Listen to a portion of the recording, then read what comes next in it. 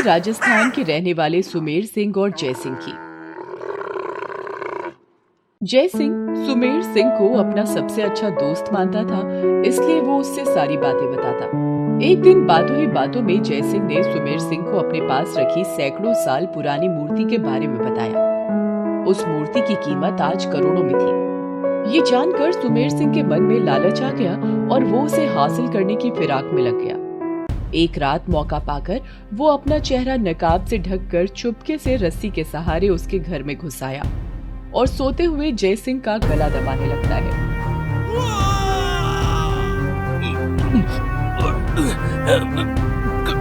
कौन है? बचाओ, बचाओ! उसे चिल्लाते देखकर सुमेर सिंह उसका मुंह दबा देता है।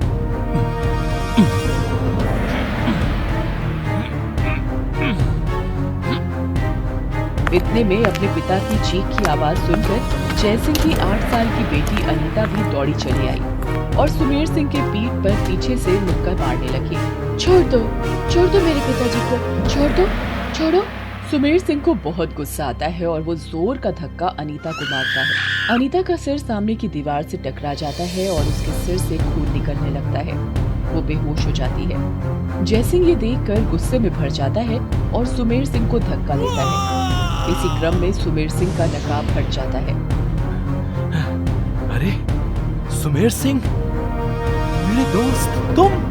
अपनी पोल खुलती देख सुमेर सिंह अपनी जेब से चाकू निकालता है और जय सिंह के पेट को मार देता है। जय सिंह वहीं ढेर हो जाता है।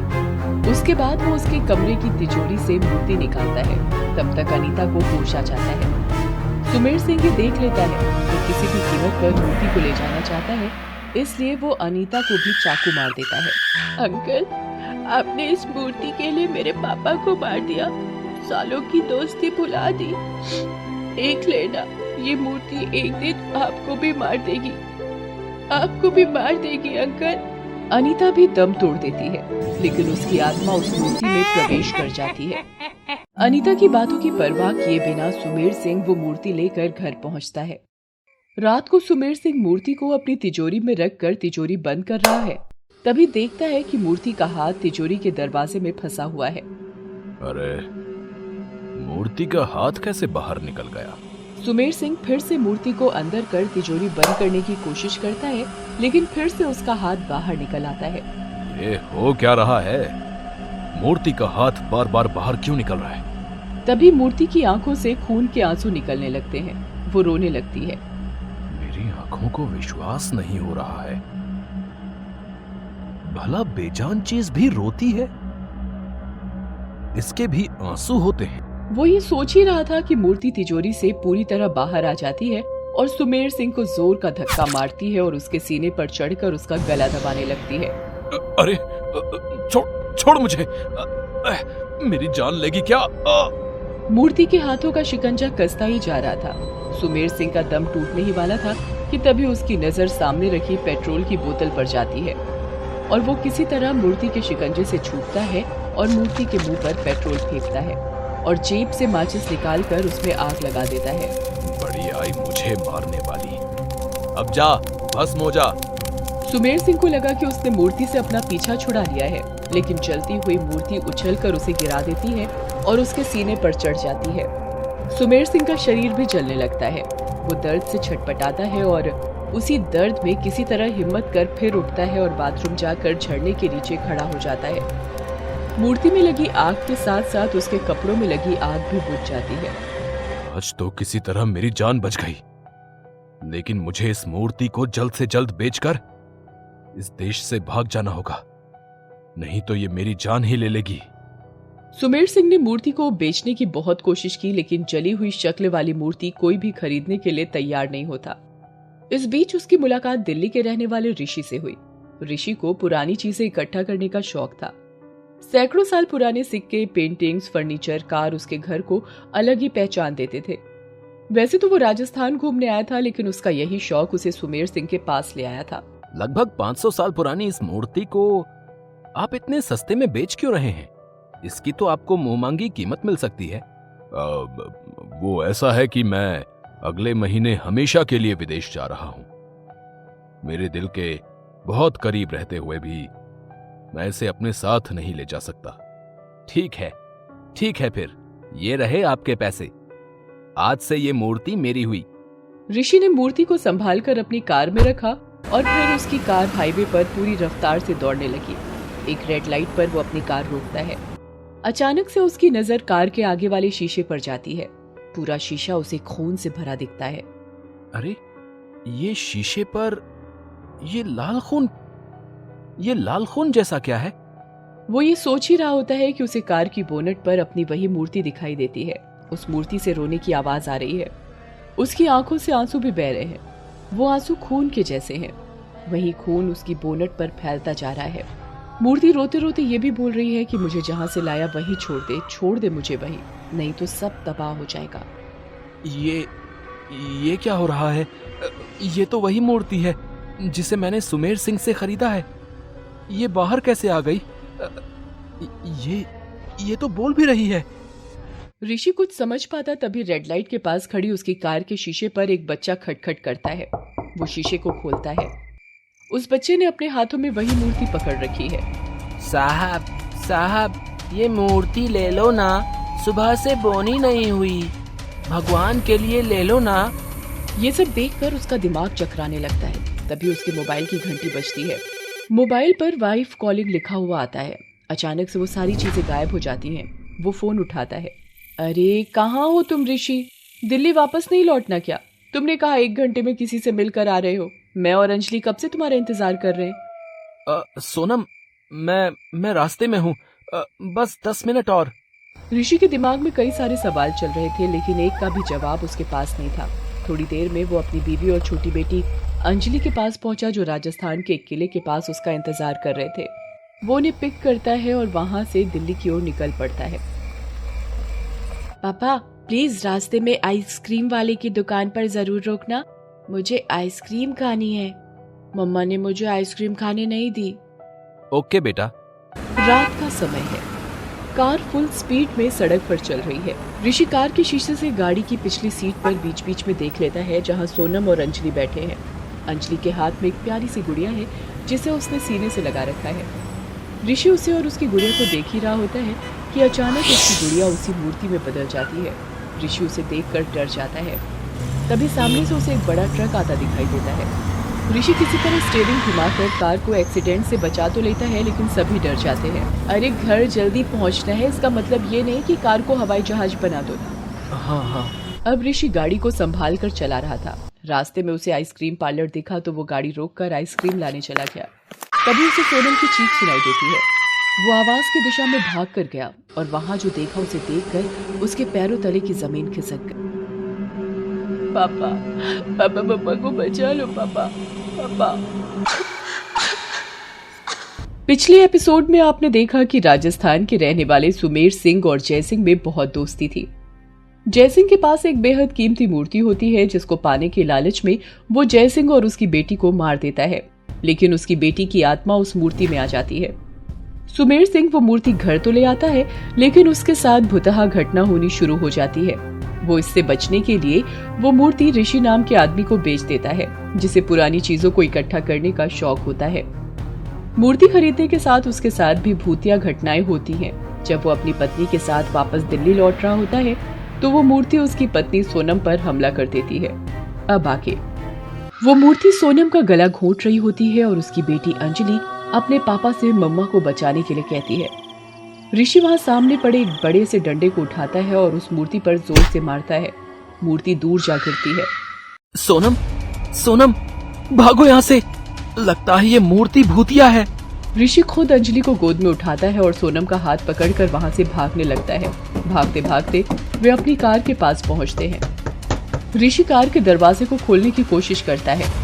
ये दरवाजा क्यों नहीं खुल रहा है? ऋषि चाबी तो लगाओ, शायद लॉक होगा। ऋषि पॉकेट से चाबी निकालकर लॉक खोलता है। फिर वो पूरी स्पीड में वहाँ से निकल जाते हैं। उस आदमी ने मुझे भूतिया मूर्ति भेज दी। किस आदमी ने? तुमने तो कहा था कि किसी से मीटिंग है। सॉरी सोनम, मैं सुमेर सिंह नाम के आदमी के पास 500 साल पुरानी मूर्ति खरीदने गया था। मैंने कितनी बार कहा तुम्हारी ये पुरानी चीजों को इकट्ठा करने की आदत एक दिन हमें किसी मुसीबत में न डाल दे।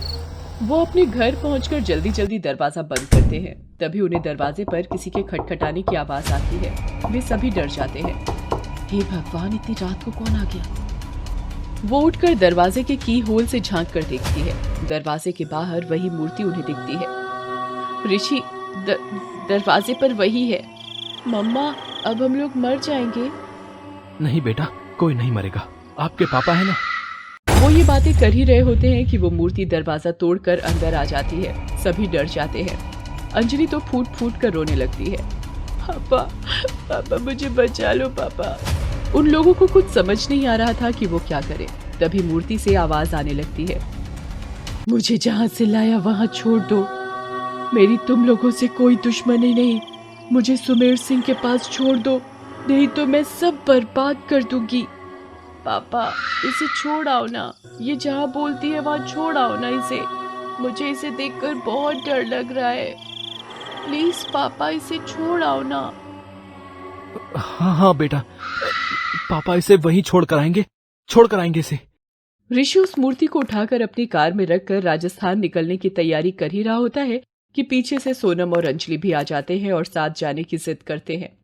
ऋषि उन्हें भी साथ लेकर सुमेर सिंह के घर पहुंचता है। वहां पहुंचकर वो घर का दरवाजा खटखटाता है। एक आदमी घर के अंदर से बाहर निकलता है। भाई साहब, मुझे सुमेर सिंह से मिलना है। कौन सुमेर सिंह? अरे सुमेर सिंह, इस घर के मालिक। ओहो, वो सुमेर सिंह, वो तो अपना सब कुछ बेचकर कल ही अमेरिका चले गए। अरे उन्हें तो अगले महीने जाना था ना। ये बात सुनकर ऋषि के हाथ पांव फूल गए। अब अमेरिका जाना तो इतना आसान नहीं कि आज मन किया कल चले गए। दूसरी ओर सोनम और अंजलि के बहुत जिद करने पर उस मूर्ति ने सुमेर सिंह की सारी असलियत उन्हें बता दी। अब तो वो भी चाहते थे कि मूर्ति किसी भी तरह सुमेर सिंह के पास पहुंच जाए। उन्होंने किसी तरह सुमेर सिंह के अमेरिका वाले घर का पता लगाया और मूर्ति को उनके पते पर कुरियर कर दिया। इंडिया से मेरे लिए किसने कुरियर भेजा है? वो पैकेट को खोल ही रहा होता है कि उसके मोबाइल की घंटी बजती है। वो पैकेट को साइड में रखकर फोन पर बात करने लगता है। अरे थैंक यू जी, थैंक यू। शाम को मिलते हैं ना जी। हाँ जी, हाँ जी, हाँ जी, हाँ जी। पूरा खास इंतजाम है। सुमेर सिंह का बर्थडे है, कोई ऐरे गहरे का नहीं। सुमेर सिंह बातचीत में इतना मशगूल हो जाता है कि कुरियर के पैकेट वाली बात वो भूल जाता है। उसके नौकर की नजर जब उस पैकेट पर जाती है तो उसे लगता है कि उसके मालिक का बर्थडे गिफ्ट होगा, इसलिए वो उसे संभाल कर उनके कमरे में रखने जाता है। तभी उसे पैकेट से अजीब अजीब सी आवाजें आने लगती है। अरे ये इस पैकेट से कैसी आवाज आ रही है? खोलकर देखूं क्या? नौकर उस पैकेट को खोलता है। अंदर से वो मूर्ति निकलती है। कितनी डरावनी मूर्ति है ये। भला जन्मदिन पर कोई ऐसा गिफ्ट देता है क्या? वो ये सोच ही रहा होता है कि तभी मूर्ति रोने लगती है। उसकी आंखों से खून के आंसू निकलने लगते हैं। अरे बाप रे, ये क्या? ये मूर्ति तो रो रही है, वो भी खून के आंसू। मालिक, मालिक बचाइए! उसके चिल्लाने की आवाज सुमेर सिंह के कानों में भी पड़ती है। अरे क्या हुआ? क्या हुआ तुम्हें? तुम इस तरह क्यों भाग रहे हो? मालिक वो गिफ्ट में। क्या गिफ्ट में? पूरी बात बोलने के पहले ही नौकर बेहोश हो जाता है। सुमेर सिंह डॉक्टर को फोन करने जा ही रहा होता है कि उसे अपने कमरे से किसी के गाने की आवाज आती है। वो भागकर अपने कमरे के पास जाता है। वहां से happy birthday to you, happy birthday to you गाने की आवाज आ रही होती है। कौन है यहाँ? बिना कोई उत्तर दिए happy birthday to you, happy birthday to you, happy birthday to you Sumer चाचू, हैप्पी बर्थडे टू यू की आवाज आती है। सुमेर चाचू? कौन है? कौन है? कौन गा रहा है ये? तभी वो मूर्ति उछलकर सुमेर सिंह के गले पर चढ़ जाती है और कहती है, सरप्राइज चाचू, सरप्राइज। तुम कहां से आ गई? तभी सुमेर सिंह देखता है कि जय सिंह की बेटी अनीता उसके सामने खड़ी है। मैंने कहा था ना कि ये मूर्ति एक दिन आपको मार देगी, तो तैयार हो जाइए मरने के लिए। सुमेर सिंह डर के मारे भागने लगता है तो मूर्ति के पैर अपने आप बड़े होने लगते हैं और वो उसके पैरों में फंस जाते हैं। वो मुंह के बल गिर जाता है। उसके मुंह से खून निकलने लगता है। मुझे छोड़ दो, मुझे छोड़ दो, भगवान के लिए मुझे छोड़ दो। सुमेर सिंह ने जिस मूर्ति के लालच में आकर अपने सबसे अच्छे दोस्त और उसकी बेटी को मार दिया, उस मूर्ति ने उसे भी नहीं छोड़ा। लालच का अंत हमेशा से बुरा ही होता है। लोग ये बात पढ़ते हैं लेकिन उसको मानते नहीं। जब तक लोग मानेंगे नहीं, ऐसी भूतिया मूर्ति पैदा होती रहेगी। पिछले एपिसोड में आपने देखा कि भूतिया मूर्ति से बचने के लिए सुमेर सिंह उसे बेचकर अमेरिका भाग जाता है, लेकिन वो मूर्ति वहां भी उसका पीछा नहीं छोड़ती और जब वो अपने जन्मदिन का जश्न मनाने की तैयारी कर रहा था, उसी दिन भूतिया मूर्ति उसे मार देती है। इस तरह जयसिंह की बेटी की आत्मा, जो मरने के बाद उस मूर्ति में प्रवेश कर गई थी, अपना और अपने पिता के खून का बदला सुमेर सिंह से ले लेती है। उसके बाद उसकी आत्मा मूर्ति से निकलकर गायब हो जाती है। लेकिन ये सारी बातें सुमेर सिंह का नौकर चेतन सिंह देख लेता है, जो थोड़ी देर पहले इसी मूर्ति के खौफ से बेहोश हो गया था। जब मूर्ति से आत्मा निकल जाती है तो वो मूर्ति के पास जाता है और उसे हिला डुला कर देखता है। ये कीमती मूर्ति तो अब बेजान हो गई है। अब इससे मुझे डरने की कोई जरूरत नहीं है। क्यों ना मैं इसे बेच दूं, लाखों रुपए इसके मिल जाएंगे मुझे। फिर क्यों करूंगा मैं ये नौकरी वाला काम है। वो उस मूर्ति को बेचने की सोच ही रहा था कि तभी उसकी नजर अपने मालिक की लाश पर गई। भूतिया मूर्ति ने उसे इतने भयंकर तरीके से मारा था कि वो अपने मालिक का चेहरा तक नहीं देख पा रहा था। फिर अचानक ही एक बात उसके दिमाग में आई, जिसे सोचकर वो बुरी तरह डर गया। अरे, ये बात मेरे दिमाग में क्यों नहीं आई? मालिक की हत्या हो गई है, इसका सारा इल्जाम तो मुझ पर ही आएगा। पुलिस तो मुझे ही पकड़कर जेल में डाल देगी। मेरी इस बात पर कौन यकीन करेगा कि मालिक को इस मूर्ति ने मारा है? क्या करूं मैं? वो ये सोच ही रहा था कि डोरबेल बजने की आवाज आई। हे भगवान, कहीं बर्थडे में इनवाइटेड गेस्ट तो नहीं आ गए? वो दरवाजे के की होल से झांक कर देखता है तो उसे कोई दिखाई नहीं देता। वो दरवाजा खोलकर बाहर आता है, अब भी उसे कोई नहीं दिखता। अचानक उसके पैरों को कोई जोर से पकड़कर नीचे गिरा देता है। डर के मारे उसकी चीख निकल जाती है। मुझे माफ कर दो, मैंने कुछ नहीं किया, मुझे माफ कर दो। तभी उसकी नजर अपने पैरों पर जाती है। वो देखता है कि भूतिया मूर्ति ने उसके पैरों में अपने नुकीले दांत गड़ा रखे हैं। उसके पैरों से लगातार खून निकल रहा है। ये मूर्ति बाहर कैसे आ गई? ये तो अंदर थी। उसके मन में मूर्ति को लेकर सवाल आ ही रहे थे कि तभी मूर्ति ने उसका एक पैर जांघ से उखाड़ दिया और उसे हवा में उछाल दिया। दर्द के मारे वो फिर से चिल्ला उठा। अचानक फिर से उसका ध्यान मूर्ति की ओर गया तो देखा कि मूर्ति तो अपनी ही जगह है और वो भी अपने कमरे में ही बैठा हुआ है। अरे, ये कैसे हो गया? अभी कुछ देर पहले तो किसी ने डोरबेल बजाई थी, मैंने दरवाजा खोला था। मेरा पैर। ये कहते हुए वो अपने पैर की ओर देखता है। मेरे पैर, ये तो सही सलामत है, लेकिन अभी उस मूर्ति ने तो उसने तो अभी इसे उखाड़ दिया था। हे भगवान, ये क्या हो रहा है मुझे? अचानक वो मूर्ति खुद ब खुद हिलने लगती है। उसकी आंखों से खून निकलने लगता है और वो फिर से बोलने लगती है। लालच, फिर से लालच। ये लालच खत्म क्यों नहीं होता इंसानों का? चेतन, मुझे पाने की अपनी ख्वाहिश छोड़ दे, नहीं तो तेरा भी अंजाम तेरे मालिक सुमेर सिंह की तरह होगा। चेतन मूर्ति की बात सुन ही रहा था कि दरवाजे पर फिर से दस्तक हुई। इस बार तो वो और भी ज्यादा डर गया। फिर भी डरते डरते उसने दरवाजा खोला। दरवाजे पर सुमेर सिंह का बेस्ट फ्रेंड दिलावर था।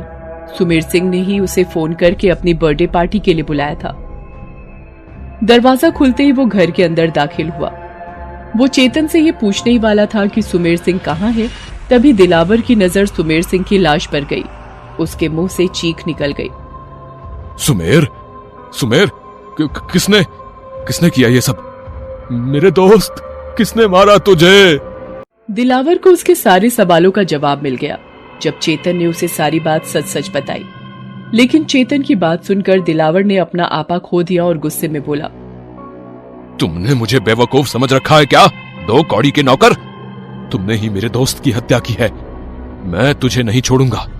रुको, मैं अभी पुलिस को फोन करता हूं। दिलावर पुलिस को फोन लगाने के लिए अपना फोन बाहर निकालता है। तभी वो देखता है कि चेतन ने उसके गले पर चाकू लगा रखा है। पुलिस को फोन किया तो 1 मिनट में आपकी मुंडी जमीन पर कटी हुई मिलेगी। लाइए, लाइए अपना फोन। इसका मतलब मेरा शक सही निकला। तुमने ही मारा है मेरे दोस्त को। आपको जो समझना है समझिए, लेकिन मैं आपको पुलिस को फोन नहीं करने दूंगा, क्योंकि पुलिस भी आपकी तरह मुझे ही मालिक का हत्यारा समझेगी। चेतन ने चाकू की नोक पर दिलावर से उसका फोन छीन लिया और एक बार फिर से उसने पूरी कहानी दिलावर को बताई। दिलावर ने अनमने मन से ही फिर से उसकी बात सुनी। दूसरी बार सुनने पर उसे चेतन की बात पर कुछ कुछ भरोसा होने लगा। अब तक उसने मूर्ति को गौर से नहीं देखा था, लेकिन जब उसने मूर्ति को हाथ में उठाकर देखा तो उसकी आंखें फटी की फटी रह गई। ओह माय गॉड, ऐसी मूर्ति तो मैंने आज तक नहीं देखी। पता नहीं इसकी आंखों में क्या है। ऐसा लग रहा है कि ये मुझसे कुछ कहना चाह रही है। वो ये बोल ही रहा होता है कि मूर्ति की आंख से अचानक आग निकलने लगती है, जो दिलावर के चेहरे पर पड़ती है। उसका मुंह झुलस जाता है, उसके हाथ से मूर्ति गिर जाती है और वो जोर से चीख पड़ता है। आग, आग, चेतन, मेरा चेहरा झुलस गया है। जल्दी से पानी लाओ। ये कहकर दिलावर चीखता हुआ घर से बाहर सड़क पर भागने लगा। चेतन भी दिलावर के पीछे पीछे भागा। कुछ दूरी पर एक पेड़ के नीचे दोनों रुक गए। दिलावर अब भी आग आग चिल्ला रहा था। चेतन ने हाँफते हुए दिलावर से पूछा, आग कहाँ है सर? आग? अरे अभी उस मूर्ति से आग निकल रही थी, उसने मेरा चेहरा झुलसा दिया। तुम्हें दिख नहीं रहा क्या? दिलावर सर, मैंने कहा ना, ये मूर्ति भूतहा है। आपके चेहरे पर कुछ नहीं हुआ है। दिलावर सर, इसी ने मालिक की हत्या की है और अब ये हम दोनों को डरा रही है। दिलावर भौचक्का सा होकर चेतन की बात सुन रहा था और बहुत गहराई से कुछ सोच रहा था। कहते हैं कि डर और लालच में हमेशा लड़ाई होती रहती है और इस लड़ाई में जीत हमेशा ही लालच की होती है। दिलावर ने भी अब अच्छे तरीके से ये जान लिया कि ये मूर्ति भूतिया है, फिर भी वो उसे पाने का मोह त्याग नहीं पा रहा था। लेकिन दिलावर इस मूर्ति को इसलिए नहीं पाना चाहता था कि वो उसे बेचकर अच्छी कीमत हासिल करे। वो तो इस भूतहा मूर्ति की ताकत को अपने वश में करके कुछ और करने की सोच रहा था। चेतन, ये मूर्ति बहुत कीमती तो है ही, लेकिन अब ये मूर्ति बहुत शक्तिशाली भी है। वही तो मैं आपको समझा रहा हूँ दिलावर सर, लेकिन आप मुझ पर ही शक कर रहे हैं कि मैंने आपके दोस्त को मारा है। चेतन, क्यों ना हम इस मूर्ति की शक्ति को अपने कब्जे में ले लें? ये आप क्या कह रहे हैं दिलावर सर? वो बहुत शक्तिशाली मूर्ति, और वो भी भूतिया मूर्ति है। उसकी शक्ति को हम कब्जे में कैसे ले सकते हैं? हम नहीं, कोई और। मेरा एक दोस्त बहुत बड़ा अघोरी है। शमशान में ही मुर्दों के साथ रहता है, मुर्दों को ही खाता है और वहीं अपनी साधना भी करता है। उसे शैतानी शक्तियों पर विजय पाने का जुनून है। वो ऐसी शक्तियों को अपनी मंत्र की शक्ति से अपना गुलाम बना लेता है। संयोग से वो इन दिनों यहीं आया हुआ है, क्योंकि उसे किसी दोस्त ने यहां बुलाया था। उस दोस्त के घर पर भी प्रेत आत्माओं ने कब्जा कर रखा था। उसने उन प्रेत आत्माओं को बांध लिया है और उसे एक ताबीज में बांधकर यहां से फिर वापस भारत जा रहा है। वो ये बातें कर ही रहे थे कि जिस पेड़ के नीचे वो खड़े थे, उससे कटे हुए अंगों की बारिश शुरू हो गई।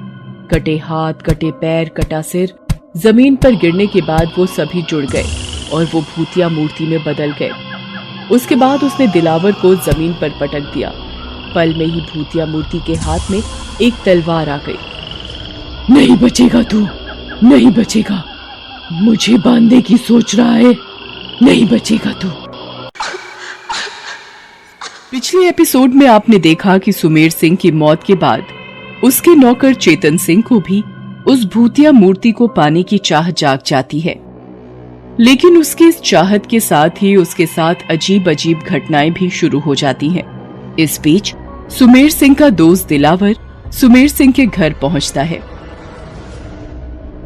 वहां अपने दोस्त की लाश देखकर वो चेतन पर शक करता है। तब चेतन भूतिया मूर्ति के बारे में दिलावर को बताता है। पहले तो उसे विश्वास नहीं होता है, लेकिन फिर उसे भी उस भूतिया मूर्ति पर विश्वास हो जाता है। इस बीच दिलावर भी उस मूर्ति को पाना चाहता है, लेकिन उस कीमती मूर्ति को बेचकर पैसे कमाने के लिए नहीं, बल्कि उसे अपने वश में करने के लिए। मूर्ति को अपने एक अघोरी मित्र की मदद से वश में करने की वो बात कर ही रहा होता है कि भूतिया मूर्ति तलवार लेकर उन दोनों को मारने के लिए वहां आ जाती है। भागिए सर, भागिए, अपनी जान बचाइए, भागिए, नहीं तो ये हमें मार देगी। दोनों भाग ही रहे होते हैं कि भूतिया मूर्ति अपनी तलवार की नोक से जमीन पर एक गोला बनाने लगती है। फिर वो उस गोले को देखकर जोर जोर से हंसने लगती है। भागना चाहता है मुझसे भागना चाहता है। मैं मौत हूं, मौत से कोई नहीं भाग सकता। उसके बाद मूर्ति उस तलवार से उस गोले पर जोर से प्रहार करती है और उसे वहीं गाड़ देती है। तुरंत वहां तेज तेज आंधी चलने लगती है। हवा का जोर इतना तेज होता है कि चेतन और दिलावर एक कदम आगे नहीं बढ़ पाते, उल्टा वो पीछे जाने लगते हैं। ऐसा लगता है कि कोई उन्हें पकड़कर पीछे की ओर खींच रहा हो। कुछ ही सेकंड में वो फिर वहीं उसी पेड़ के नीचे खड़े होते हैं। चेतन, हम फिर से वहीं आ गए। तभी दिलावर की नजर उस गोले पर जाती है जिसे मूर्ति ने तलवार की नोक से जमीन पर बनाया होता है। वे दोनों उस गोले के अंदर होते हैं। जैसे ही चेतन उससे निकलने की कोशिश करता है, उन लकीरों से आग निकलने लगती है। वो अपना पांव पीछे हटाता है।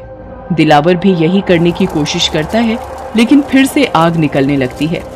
तभी मूर्ति उसे देखकर गुस्से में बोलती है, लालच लालच लालच, ये लालच कहाँ ले आई तुम्हें? जब जानते हो कि इस लालच का अंजाम मौत है, तो फिर जानबूझकर मौत के कुएं में क्यों कूदना चाहते हो? हमें माफ कर दो, हमसे गलती हो गई। तुम हमें नहीं चाहिए, जाओ, तुम्हें जहां जाना है वहीं चली जाओ, लेकिन हमें छोड़ दो। ये कहते हुए चेतन जमीन पर झुकता है और गोले के अंदर रखी तलवार को उठाकर मूर्ति की तरफ खींचकर मारता है। तलवार मूर्ति के सीने में प्रवेश कर जाती है। उसके बाद मूर्ति की माया तुरंत ही खत्म हो जाती है। जमीन पर खींचा गया वो गोला अचानक गायब हो जाता है। दिलावर और चेतन फिर से पूरी ताकत से भागने लगते हैं। इस बीच दिलावर भागते ही अपनी जेब से मोबाइल निकालकर अपने अघोरी दोस्त को फोन करने की कोशिश करता है, लेकिन उसका फोन नहीं लगता है। चेतन, मेरे दोस्त का फोन नहीं लग रहा है, आउट ऑफ रेंज बता रहा है। हमें उसके पास जल्द से जल्द पहुंचना होगा, नहीं तो ये भूतिया मूर्ति हमें मार देगी। चेतन और दिलावर बिना पीछे मुड़े सड़क पर अंधाधुंध भाग रहे होते हैं। अचानक वहां उन्हें कुछ पुलिस वाले दिखते हैं। संयोग से अमेरिकी पुलिस का इंस्पेक्टर एक सरदार निकलता है। उन दोनों को यूं भागते देखकर वो उन्हें रोकता है। Hey, why are you running, हाँ? तुम लोग भाग क्यों रहे हो? उन दोनों को समझ नहीं आता कि वो इस इंस्पेक्टर की बात का क्या जवाब दे, क्योंकि अगर वो भूतिया मूर्ति के बारे में उन्हें बताते तो वो उनकी बातों पर बिल्कुल विश्वास नहीं करते। इसलिए उन्होंने चुप रहने में ही अपनी भलाई समझी। लेकिन उनकी चुप्पी देखकर इंस्पेक्टर को गुस्सा आ गया। वो उनसे पूछता है, चुप क्यों हो? हिंदी समझ में आती है ना? Are you Indian? क्या तुम लोग इंडियन हो? जी सर, इंडियन है हम, हाँ। तुम लोग इस तरह क्यों भाग रहे हो? कोई प्रॉब्लम है क्या? अरे नहीं sir, no problem sir, no problem. यहाँ कहाँ रहते हो? पासपोर्ट कहाँ है? सर, पासपोर्ट तो घर पर है। घर पर? ओके, चलो अपने घर ले चलो। क्या एड्रेस है तुम्हारा? दिलावर के पास तो पासपोर्ट था, उसने तुरंत दिखा दिया। लेकिन इंस्पेक्टर की बात सुनकर चेतन की हालत खराब हो गई। पासपोर्ट तो उसके पास भी था, लेकिन वो तो घर में ही छूट गया था। उसे डर लगने लगा कि अगर वो उन्हें अपना पता बताएगा तो पुलिस वाले वहां पहुंच जाएंगे। और अगर वहां पहुंच गए तो मालिक की लाश पुलिस वालों को वहां दिख जाएगी। फिर पुलिस वाले उसे ही अपने मालिक की हत्या के आरोप में जेल में डाल देंगे। लेकिन अगर वो अपना पता नहीं भी बताता तो भी पुलिस वाले उसे नहीं छोड़ते। वो बहुत ही असमंजस की स्थिति में था। दिलावर भी चेतन की स्थिति समझ रहा था। उसे भी कुछ समझ नहीं आ रहा था, लेकिन उनके कुछ बोलने के पहले ही इंस्पेक्टर उन दोनों को गाड़ी में बैठने के लिए कहता है। वे दोनों बैठ जाते हैं। मजबूरन चेतन को घर का पता बताना पड़ता है। पुलिस की गाड़ी उनके घर की ओर मुड़ जाती है। कुछ ही देर में पुलिस सुमेर सिंह के घर के बाहर होती है। तो ये है तुम्हारा घर, ओके? जी, घर तो मेरे मालिक का है। मैं उनके यहाँ काम करता हूँ। ओके ओके, वैसे कहाँ है तुम्हारे मालिक? जी वो तो घर के अंदर है। चलो मुझे मिलवाओ अपने मालिक से। इंस्पेक्टर की बात सुनकर चेतन और दिलावर एक दूसरे का मुंह देखने लगते हैं। उन दोनों को समझ में आ गया कि अब कोई भी उन्हें नहीं बचा सकता। जिस तरह से वे दोनों बदहवास से भागे जा रहे थे, पुलिस पक्का उन दोनों को सुमेर सिंह के मर्डर केस में जेल में डाल देगी। वे दोनों वहां से भागना चाहते थे, लेकिन अमेरिकन पुलिस की नजर बचाकर भागना नामुमकिन था। तभी वहां पर एक ऐसी घटना घटी जिसे देखकर चेतन और दिलावर की आंखें फटी की फटी रह गई। सुमेर सिंह खुद घर के अंदर से बाहर निकले। मालिक, आप? अरे सुमेर सिंह, तुम? क्या बात है, आप लोग इन्हें देखकर इतना चौंक क्यों गए? अरे नहीं सर, ऐसी तो कोई बात नहीं है। मुझे देखकर कोई क्यों चौंकेगा भला? सुमेर सिंह की बात सुनकर इंस्पेक्टर आश्वस्त हो जाता है। इस बीच चेतन अपना पासपोर्ट निकालकर इंस्पेक्टर को दिखाता है। तसल्ली होने पर इंस्पेक्टर वहां से चला जाता है। उसके जाने के बाद सुमेर सिंह जोर जोर से हंसने लगता है। एक तो चेतन और दिलावर पहले से ही डरे हुए थे, ऊपर से उसकी हंसी सुनकर उनके दिल की धड़कन और बढ़ जाती है। मैंने कहा था ना, मौत से आंख मिचौली मत खेलो। ये तुम्हें अपने आगोश में ले लेगी। ये कहकर सुमेर सिंह के अंदर प्रवेश की हुई भूतिया मूर्ति की आत्मा बाहर निकल जाती है। सुमेर सिंह का शरीर अब उसी तरह निर्जीव सा जमीन पर पड़ा था।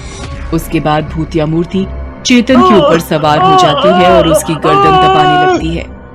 वो जोर जोर से चीखने लगता है। गले पर ज्यादा दबाव के कारण चेतन के मुंह से खून निकलने लगता है। सर, दिलावर सर, मुझे बचा लीजिए। मुझे बचा लीजिए सर। पिछले एपिसोड में आपने देखा कि भूतिया मूर्ति सुमेर सिंह के नौकर चेतन सिंह और उसके दोस्त दिलावर के पीछे पड़ जाती है। उससे बचकर भागने के क्रम में उन्हें पुलिस वाले मिलते हैं। वो फिर से उन्हें उसी घर में छोड़ देते हैं। भूतिया मूर्ति में छिपी आत्मा सुमेर सिंह के मृत शरीर में प्रवेश कर जाती है और पुलिस से मिलती है। पुलिस के जाने के बाद भूतिया मूर्ति सुमेर सिंह के शरीर से निकल जाती है और चेतन का गला दबाने लगती है। चेतन दिलावर से खुद को बचाने की गुहार लगाता है। अब आगे। दिलावर सर, दिलावर सर, कुछ तो करिए, नहीं तो मेरी जान ले लेगी ये। तुम्हारी जितनी उम्र थी वो आज तुमने पूरी कर ली चेतन। तुम्हारा लालच उम्र के पहले ही मौत को खींचकर तुम्हारे पास ले आया है। अब तू नहीं बचेगा। ये कहकर भूतिया मूर्ति अपना मुंह खोलती है और अपने दांत चेतन के गले में गड़ा देती है। वो दर्द से चीखने लगता है। चेतन की ऐसी हालत देखकर दिलावर वहीं पास पड़ा लकड़ी का टेबल उठाता है और भूतिया मूर्ति पर खींचकर मारता है। भूतिया मूर्ति उसे पलटकर गुर्राते हुए देखती है। इसके बाद तेरी ही बारी है दिलावर। तेरी मौत भी कुछ पलों की दूरी पर ही तुम्हारे इंतजार में खड़ी है। ये कहते हुए भूतिया मूर्ति फिर से अपना मुंह खोलती है। उसकी लंबी जीभ बाहर निकलती है। उसकी वही जीभ दिलावर से लिपट जाती है और उसे पकड़कर दूर फेंक देती है। दिलावर दूर जा गिरता है। उसके बाद मूर्ति की जीभ फिर से अंदर चली जाती है और वो चेतन का गला दबाने लगती है। मूर्ति का ऐसा भयंकर रूप देखकर दिलावर समझ गया था कि मूर्ति से पार पाना मुश्किल है, इसलिए वो जान बचाकर घर के तहखाने की ओर भागता है। इस तहखाने का पता सिर्फ सुमेर सिंह और दिलावर को ही था। वो वहां जाकर छिप जाता है। ये जगह सही है, मैं यहीं छिपा रहता हूँ। यहीं से अपने अघोरी दोस्त को कॉल करूंगा। हाँ। दूसरी ओर भूतिया मूर्ति को इस बात का पता नहीं लगता है। वो चेतन को मार देती है। कुछ ही देर बाद चेतन का निर्जीव शरीर भी सुमेर सिंह के बगल में पड़ा होता है। उसके बाद भूतिया मूर्ति जोर जोर से हंसने लगती है। लालच, लालच, फिर से वही लालच और अंजाम, फिर से वही मौत। सभी लालची ऐसे ही मरेंगे। इस बीच दिलावर तहखाने से ही अपने अघोरी दोस्त को फोन करता है। इस बार उसका फोन मिल जाता है। हेलो, हेलो, हेलो दिलावर, क्या बात है? ये तेरी आवाज को क्या हुआ? तुम इतना धीरे धीरे क्यों बोल रहे हो? भाई, मैं बहुत बड़ी मुसीबत में फंस गया हूँ। मेरे पीछे एक भूतिया मूर्ति पड़ गई है। उसने मेरे दोस्त और उसके नौकर को मार दिया है। वो मुझे भी मार देगी। दिलावर अपने अघोरी दोस्त को सारी बात बताता है और उससे तुरंत आने को कहता है।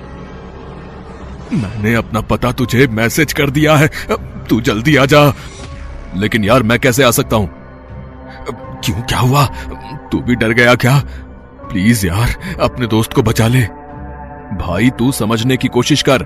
थोड़ी देर बाद मेरा प्लेन टेक ऑफ करने वाला है। अब तू बोल, मैं कैसे आऊं? मैं नहीं जानता यार, बस तू बचा ले मुझे। ये कहकर दिलावर फोन काट देता है। अघोरी हलो हलो करता रह जाता है। वो एक बार फिर दिलावर का फोन मिलाता है, लेकिन उसका फोन नहीं मिलता। अघोरी को चिंता हो जाती है, क्योंकि दिलावर उसका बहुत अच्छा दोस्त था। वो एक तिकड़म लगाता है और अपनी छाती की बाईं ओर हाथ रखकर जोर जोर से चिल्लाने लगता है और प्लेन में ही गिर जाता है। एयर होस्टेस भागती हुई आती है। मेरे सीने में बहुत जोरों का दर्द हो रहा है। प्लीज आप एम्बुलेंस या डॉक्टर को बुला लें। ये कहकर अघोरी ने बेहोश होने का नाटक किया। सभी समझ गए कि उसे हार्ट अटैक आया है। तुरंत एम्बुलेंस बुलाई गई। वार्ड बॉय की मदद से उसे स्ट्रेचर पर लिटाकर एम्बुलेंस में चढ़ाया गया। थोड़ी देर में एम्बुलेंस अस्पताल की ओर तेज गति से आगे बढ़ रही थी। अघोरी अपने मकसद में सफल रहा था। एम्बुलेंस जब अस्पताल आने के पहले एक जंगल वाले रास्ते से गुजर रही थी, तो उसने आंखें खोली और कराहते हुए बोला, पानी, पानी, पानी। दो वार्ड बॉय एम्बुलेंस में बैठे थे। उन्होंने उसे पानी पिलाया। पानी पीने की थोड़ी देर बाद उसने कानी उंगली उठाकर इशारा किया कि उसे सुसु आ रही है। एम्बुलेंस ड्राइवर ने गाड़ी को रोका। दोनों वार्ड बॉय उसे संभालकर गाड़ी से उतार ही रहे थे कि उसने अपनी जेब से एक नींबू निकाला और उसे आसमान की ओर उछालकर कुछ मंत्र बुदबुदाने लगा। ओम ओम ओम ओम, आजा जो यहाँ मौजूद है, जल्दी आ। वार्ड बॉय और एम्बुलेंस के ड्राइवर कुछ समझ पाते उससे पहले ही वहां जोरों की हवा चलने लगी। वहां पर कई लोगों के एक साथ रोने की आवाज आने लगी। जब वो आवाज बंद हुई तो एक साथ कई लोगों के हंसने की आवाज आने लगी। जब वो आवाज बंद हुई तो सबने देखा कि एम्बुलेंस अपने आप स्टार्ट हो गई, और न सिर्फ स्टार्ट हो गई, वो उन लोगों के पीछे आने लगी। अरे, ये एम्बुलेंस तो हमारे पीछे आ रही है। रन रन, भागो! वे तीनों वहां से भाग खड़े हुए। ये सारा दृश्य अघोरी शांति से देख रहा था। कुछ देर बाद उसने फिर से आंखें बंद की और फिर मंत्र पढ़ने लगा। चले जाओ, सब चले जाओ, मैं हुक्म करता हूँ, आत्माओं चले जाओ। पल में सब कुछ शांत हो गया। अघोरी एम्बुलेंस पर सवार हुआ और दिलावर द्वारा फोन पर भेजे गए पते की ओर चल पड़ा। थोड़ी देर में वो सुमेर सिंह के घर के बाहर पहुंच गया। वो एम्बुलेंस से उतरा और घर के अंदर की ओर जाने के लिए उसने जैसे ही कदम बढ़ाए, एक तेज गंध उनके नाक से होकर गुजरी। मेरा दोस्त सही कह रहा था, यहाँ कोई खतरनाक प्रेत आत्मा है। मुझे संभल कर रहना होगा, नहीं तो मेरे दोस्त की जान को खतरा भी हो सकता है। ये सोचकर वो अपने दोस्त का नंबर ट्राई करता है। रास्ते में भी वो उसका नंबर मिला रहा था, लेकिन उसका नंबर नहीं मिल रहा था। लेकिन इस बार उसने जैसे ही कॉल किया उसका नंबर मिल गया। दिलावर के फोन की घंटी बजने लगी। घंटी की आवाज इतनी जोर से आ रही थी कि भूतिया मूर्ति के कानों तक भी वो आवाज पहुंची। वो तुरंत तहखाने की ओर चल पड़ी। इधर दिलावर ने फोन उठाकर जैसे ही हेलो बोला, उसके सामने भूतिया मूर्ति खड़ी थी। उसने उसके हाथों से उसका फोन छीना और उसे दूर फेंक दिया। उसके बाद वो उस पर सवार हो गई। दिलावर दहाड़े मार कर रोने लगा। अघोरी ने भी उसकी आवाज सुनी। वो तहखाने की ओर भागा। मुझे छोड़ दो, मुझसे गलती हो गई। मैं वादा करता हूँ कि मैं लालच में नहीं आऊंगा आपसे, और न ही लालच करूंगा। तुम्हें पाने का ख्याल दिल से निकाल दूंगा। लेकिन भूतिया मूर्ति ने उसकी एक न सुनी और उसे मार डाला। दिलावर जब वहां पहुंचा तो उसका दोस्त मर चुका था। उसके सामने भूतिया मूर्ति हंस रही थी। भूतिया मूर्ति ने हंसते हुए अघोरी की ओर देखा, लेकिन अघोरी तो पहले से ही तैयार था। उसने अपनी जेब से फिर से नींबू निकाला और सामने रखे चाकू से उसे मंत्र पढ़कर काटने लगा। नींबू से रस के बदले खून निकल रहा था, लाल लाल खून। जैसे जैसे खून जमीन पर गिर रहा था, वो भूतिया मूर्ति तड़प रही थी। छोड़ छोड़ मुझे, नहीं तो तू भी मरेगा। ये कहकर मूर्ति ने उस पर हमला कर दिया। उसके हाथ से नींबू दूर जा गिरा। जितनी देर में अघोरी मूर्ति तक पहुंच पाता, मूर्ति ने नीचे गिरा चाकू उठाया और अघोरी के पेट पर वार कर दिया। कुछ देर तड़प कर उसकी मौत हो गई। आज उस घर में 4 लाशें पड़ी थी और उन लाशों के बीच भूतिया मूर्ति मुस्कुरा रही थी।